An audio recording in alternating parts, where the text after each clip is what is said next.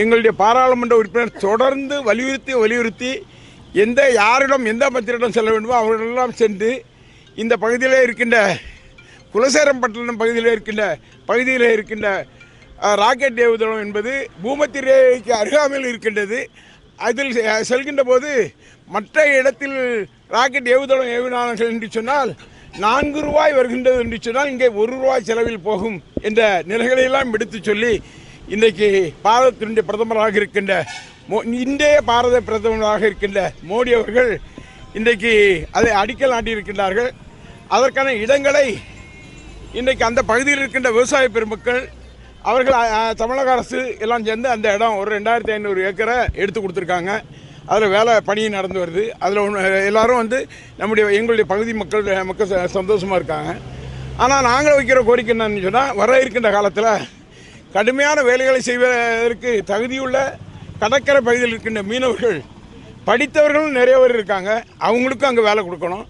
அதுபோல் எங்களுடைய மாவட்டத்தில் இருக்கின்ற, அதுவும் எங்களுடைய திருச்செந்தூர் தொகுதியில் இருக்கின்றவர்களும் நிறைய படித்த இளைஞர்கள் இருக்கின்றார்கள். அதாவது ஐடிஐ படித்தவங்க, அதுபோக பல்வேறு வகையில் படித்த இளைஞர்கள் இருக்கின்றார்கள். அவர்களுக்கும் வேலை வழங்க வேண்டும் என்ற கோரிக்கையை நாங்கள் வைக்க கடமைப்பட்டிருக்கிறோம். அதுபோல் தமிழகத்தில் இன்றைக்கு குறிப்பாக சொல்லப்போனால் இங்கிருந்து சென்றவர்கள் தான் இஸ்ரோவில் சிவனிலிருந்து அப்துல் கலாமிலிருந்து அதுபோல் இன்றைக்கு இருக்கின்ற விஞ்ஞானிகள் அத்தனை பேரும் இன்றைக்கு தமிழகத்தைச் சேர்ந்தவர்களாக இருக்கின்றார்கள். அந்த வகையில் தமிழகத்தைச் சேர்ந்தவர்கள் இன்றைக்கு பல்வேறு வகையில் கிண்டி அதுபோன்ற பெரிய நிறுவனங்களை படித்து விஞ்ஞானிகளாக இருக்கின்றார்கள். அவர்கள் வெளிநாடுக்கு செல்வது பல்வேறு வகையில் வேலை செய்கின்ற நிலைகளாக இருக்கின்றது. அத்தனை தமிழகத்தைச் சேர்ந்த அந்த இளைஞர்களுக்கு அந்த பகுதியில் அந்த வேலைவாய்ப்பை வழங்க வேண்டும் என்ற கோரிக்கையை இந்த தொகுதியினுடைய சட்டமன்ற உறுப்பினர் என்ற முறையிலும் இந்த பகுதியினுடைய அமைச்சர் என்ற முறையிலும் அந்த கோரிக்கை வைத்திருக்கின்றோம். அந்த கோரிக்கைகளை நிறைவேற்றி தர வேண்டிய வகையில் நிறைவேற்றி தர வேண்டும் என்ற கோரிக்கை வைக்கிறோம். இந்த பகுதியில் இதற்கான உதிரி பாகங்கள் செய்கின்ற ஃபேக்ட்ரிலாம் வருது. அதுலேயும் வேலைவாய்ப்பை இந்த பகுதியில் இருக்கின்ற இளைஞர்களுக்கு அதிகமாக வேலை செய்யக்கூடிய திறனுடைய வேலையாட்கள் நிறையா இருக்காங்க. அவங்களுக்கு வேலை வழங்க வேண்டும் என்ற கோரிக்கை இன்றைக்கு இருக்கின்ற ஒன்றிய அரசாங்கத்துக்கு இந்த தொகுதியுடைய சட்டமன்ற உறுப்பினர் இந்த பகுதியுடைய அமைச்சர் என்ற வகையில் கோரிக்கை வைத்திருக்கின்றோம். இன்றைக்கு புதிதாக கண்டுபிடிக்கப்பட்டிருக்கின்ற விவசாய அக்ரியில் கண்டுபிடிக்கப்பட்டிருக்கின்ற பனை ஏறுவதற்கான மிஷின் லிஃப்ட்டு, அதை இன்றைக்கி டெமோ பண்ணுறதுக்கு இங்கே வந்திருந்தாங்க. அந்த டெமோ பெறுகின்ற வகையில் இங்கே அடைக்கலாபுரத்தில் இருக்கின்ற 2 சங்கங்கள் இருக்குது. அத்தனை பேரும் ஒரிஜினலாக உள்ள கருப்பட்டி இங்கே செய்து தருவாங்க. அந்த வகையிலே அவர்களுக்கு பயன்பெறுகின்ற வகையிலே அதற்கான சப்சிடி வேணுங்கிற கோரிக்கையை இன்றைக்கு கேட்டிருக்காங்க அந்த பனையேறும் தொழிலாளர்கள்.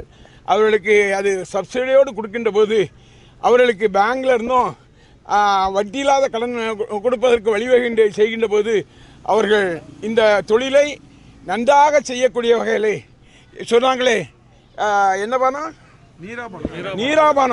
நீராபானம் போன்ற இதுகளை ஏற்பாடு செய்து இந்த பகுதியில் இருக்கின்றவர்கள் பெரிய ஃபேக்ட்ரி மாதிரி தொழில் செய்வதற்கு வாய்ப்பு நிறையா இருக்குது, பணம் இருக்குது.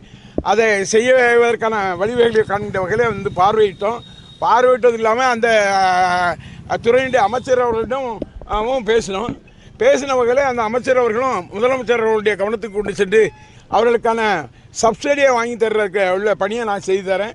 பேங்கை நீங்கள் பார்த்துக்கணும். பேங்கையும் அழுத்தம் கொடுத்து வட்டி இல்லாத அந்த எப்படி மீனவர்களுக்கு பல்வேறு வகையில் உதவி செய்கின்றோமோ அதுபோல் இந்த பனை தொழிலாளர்களுக்கும் உதவி செய்வதற்கான பணிகளை செய்வோம் என்ற வகையில் அமைச்சர் அவர்கள் வலியுறுத்தி சொல்லியிருக்கின்றார்கள்.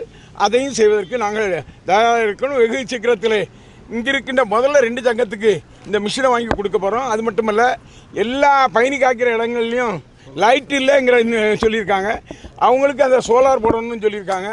அந்த சோலாரையும் நாங்கள் எங்கள் இயக்கத்தினுடைய திராவிட முன்னேற்ற கழகத்தின் சார்பாக எங்களுடைய பாராளுமன்ற உறுப்பினர் சார்பாக இந்த லைட்டு போடுற சோலாரும் போட்டு கொடுக்குறோங்கிற உறுதியை சொல்லியிருக்கோம். மீன்வளத்துறை சார்பாக அனைத்து மீனவர்களுக்கும் 100 பேருக்கு இன்ஜின் கொடுக்குறோம் சொல்லியிருக்கீங்க. தேர்தல் அது அனைத்து எல்லா மீனவர் கிராமங்களுக்கும் எல்லா மீனவர்கள் இல்லை, இந்த பகுதியில் இருக்கின்ற தெருமேல ஒட்டி இருக்கிற மீனவர் பகுதி இருக்குல்ல, அந்த பகுதிகள் எல்லாம் அங்கேருந்து வர்ற சிஎஸ்ஆர் ஃபண்டு, அந்த ஃபண்டு மூலம் அவர்களுக்கு அந்த இன்ஜின்களில் ஒவ்வொரு ஊருக்கும் 100 ஊர் கமிட்டியினுடைய கருத்துரை பெற்று அவர்களுக்கு வழங்கலாங்கிற முடிவு எடுத்திருக்கோம். அதை நடைமுறைப்படுத்துவதற்கான நடவடிக்கைகள் நாங்கள் எடுப்போம்.